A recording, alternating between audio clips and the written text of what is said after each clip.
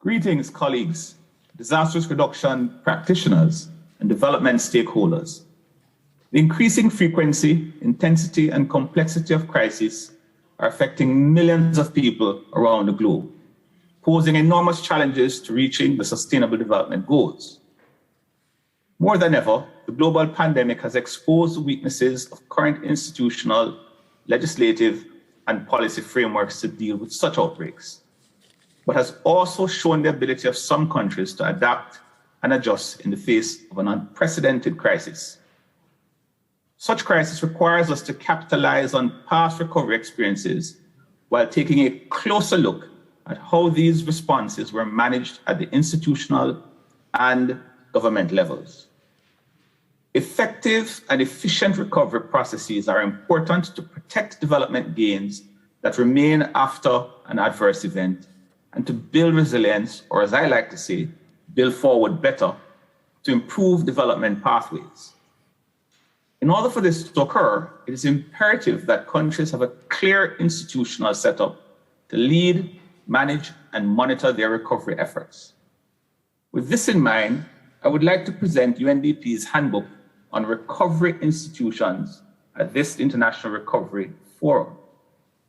The Handbook is a great tool for policymakers and practitioners to exchange experiences and discuss the challenges, opportunities in advancing a resilient recovery agenda. As recovery is multidimensional, this handbook is intended as a resource for anyone tasked with developing, supporting, and implementing institutional recovery plans. The handbook is informed by the analysis of 6 case studies from Chile, Indonesia, India, New Zealand, Serbia, to Mozambique, and it presents key elements for success and good practices. The key driver behind the handbook is our strong collective desire to see countries and communities recover quickly and become more resilient, facilitated by the most appropriate and robust institutional arrangements. We hope this handbook will inform efforts of governments and international agencies to better plan and lead a successful recovery process. Thank you for your collective efforts.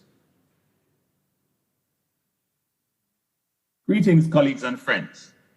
As you may know, disaster events and resulting economic losses have nearly doubled in the last 20 years. The frequency, magnitude, and impact of crisis is on the rise. Despite advances in reducing disaster mortality related to hazard events, direct economic losses have risen significantly due to damage to both private and public infrastructure.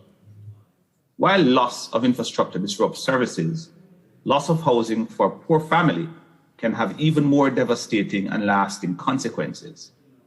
The increasing frequency and severity of disaster events lead us to reflect on how to reduce the risk of damage or total loss of a home, how to prepare for hazard events, and to support those who have lost their homes in the aftermath. Following the 2015 Nepal's earthquake, UNDP supported the construction of 26,912 houses in the Gorkha district, helping homeowners to access funds, technical assistance, and the knowledge required to rebuild their homes.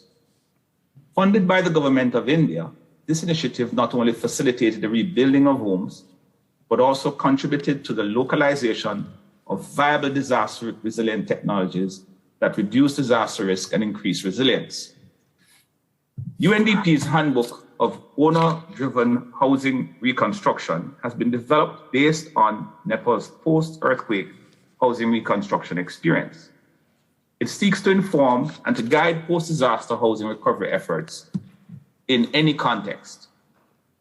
By developing this handbook, we want to share the knowledge gained by UNDP to support inclusive housing recovery efforts.